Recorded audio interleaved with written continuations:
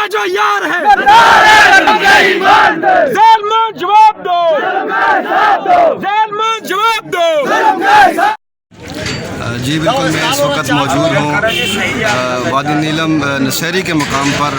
آج یہاں ایک یونین کونسل پنجکوٹ کا علاقہ، یہاں سے اوپر آج سے تقریباً 4 ماہ قبل یہاں انڈین آرمی کی طرف سے جو فائرنگ کی گئی اور بہت زیادہ لوگوں کو یہاں ظلم و تشدد کیا گیا ان لوگوں پر، اسی حوالے سے آج یہاں بہت زیادہ لوگ جمع ہیں اور ایک احتجاج کیا جا رہا ہے حکومت وقت کے خلاف کہ حکومت وقت یہاں کے لوگوں کو بنکرز فراہم کرے اور ان کے لیے متبادل جگہ کا انتظام کیا جائے اور اس علاقے کو آفت زدہ علاقہ قرار دیا جائے۔ یہاں کے لوگ بہت زیادہ پریشانی کا شکار ہیں، مصیبت کا شکار ہیں۔ ہمارے ساتھ بہت سارے لوگ یہاں پہ موجود ہیں، ہم انہی سے بات کرتے ہیں کہ انہیں کس کس مصیبت کا شکار ہے اور ان کے کیا مطالبات ہیں۔ اب آپ بتائیں کہ آپ کو کن کن مسائل کا شکار ہے؟ آپ نے روڈ بھی بند کیا ہے یہاں اور لوگوں کو پریشان ہے، بہت زیادہ لوگ پریشان ہیں، یقیناً مجبور بھی ہوں گے، مریض بھی ہوں گے۔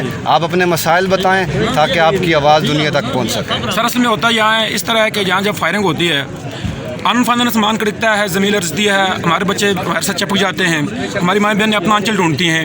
ہم کہتے ہیں کہ ہم بے سر و سامانی کے عالم میں یہاں پڑے ہوئے ہیں۔ حکومت وقت سے اپیل کرتے ہیں کہ کم از کم لوگوں کے لیے بحالی کے لیے آپ فوری انتظامات کریں۔ ہم تو یہ بھی ان سے اپیل کی تھی کہ یا تو یہ خود ود فیملیز ہمارے ساتھ رہیں، اگر یہ علاقہ پرامن ہے، اگر یہ رہ سکتے ہیں تو پھر رہیں، ہمارے حوصلے بھی بلند ہوں گے۔ اگر وہ یہاں نہیں رہ سکتے تو ہمارے لیے برائے کرم ایک حفاظتی اقدامات کریں، جن کو بحال کرنے کے لیے اقدامات کریں۔ سر اگر ایسا نہیں ہوگا تو یہ فیصلہ کون احتجاج ہے؟ ہم آج بھی سڑک پر ہیں، ہم کل بھی سڑک پر ہوں گے، اور یہ احتجاج جب ختم ہونے والا نہیں ہے جب تک کوئی عملی اقدامات نہیں کیے جاتے بحالی کے لیے۔ حکومت وقت سے آپ کا کیا مطالبہ ہے؟ کیا ہونا چاہیے آپ لوگوں کو؟ یہ ہے جو امن ہونا چاہیے، ٹھیک ہے؟ کہ روزمرہ ادھر گولہ باری ہوتی ہے اور سب لوگ خوف و راز میں، ٹھیک ہے؟